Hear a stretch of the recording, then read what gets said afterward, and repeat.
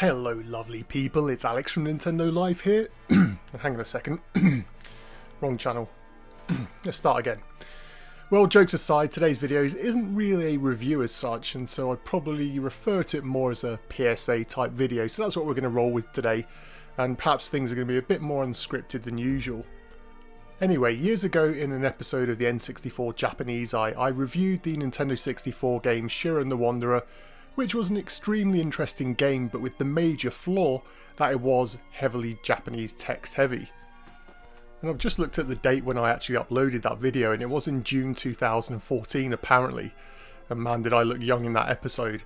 Well, fast forward to 2021, and just a few short weeks ago, two extremely dedicated members of the translation patching community for the Nintendo 64, one's known as Shark Snack and the other is known as Aussie Jewel, so apologies there if I've butchered your names, but there you go. And they've released the final build of their English translation patch for this game. Now, I first heard about their work some time ago, and believe it or not, this translation patch has been over 2 years in the making. And so I was reluctant to announce any of the earlier English language builds they released for this game to get to this stage, really for the simple truth that these are huge undertakings to translate these Japanese games which are very text heavy. And, you know, through no fault of people's own, you know, people start a lot of projects and, you know, doing modifications, translations and so on for the Nintendo 64. And sometimes these projects start and, you know, after a few months or sometimes a year or so, they just never progress any further and they never get finished.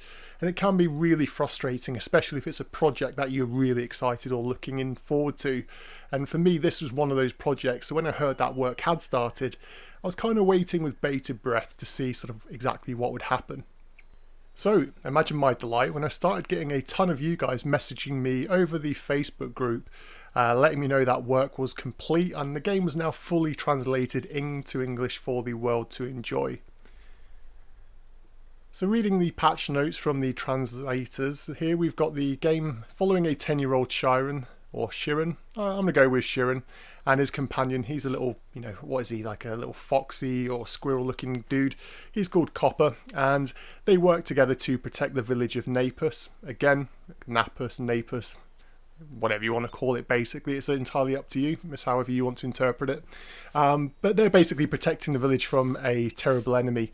So you'll climb mountains, float down rivers, and journey through dungeons, and also maybe find paradise. But be careful. One wrong move and you would be sent right back to the beginning with nothing more than your companion Copper to help you. Shiren 2 is the third game in the Mystery Dungeon series, which began with Tornico's Great Adventure and includes such popular series as Pokemon Mystery Dungeon and Chocobo Mystery Dungeon.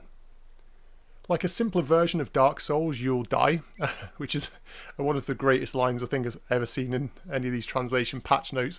So like a simpler version of Dark Souls, you will die and you will lose items from time to time, but you'll continue to progress. As frustrating as it can be, it is a very it's a very rewarding game, and saving Napus village is only the beginning. Because later in the game there is a whole monster collecting and leveling system with over 160 monsters. Not surprising, since Creatures Inc., who made the Mother and Pokemon games, they also had a hand in developing Shiren 2. And so I just really wanted to let everybody know, and I want to keep things brief for now because you can go check out my original video, which I'll link to in the description box. But I'll also put links in the description for you to download the translation patch using the official links. If you're unsure how to patch ROM files, it is quite simple. But if you just go to Google online patching tools, there's so many out there and they're really simple to use. And this game is fully playable on EverDrive 64 or emulators should you wish to. And with a few hours under my belt playing the game, I haven't found a single error in the translation. So not once have I seen any incorrect characters or any sort of residue basically from it being a Japanese game. And also from what the community tell me, and lots of you have been doing that, I won't find any issues with it either. So this is a huge round of applause to the guys for the year's worth of work. Looking at the patch notes, over 2.5 years they spent together getting this translation over. So again, I really hope that you all get on this, jump in, enjoy the game. And again, it's always one of the most interesting titles, and because it's quite a late N64 title, I think it's the year 2000 for this one, when the original Japanese version of the game came out. It does have a really nice aesthetic to it. I think the graphics are really nice in this one, and also the soundtrack, the music sounds really nice, quite catchy, and overall it's just a really enjoyable game to play. You can kick back, relax, and work your way through the dungeons.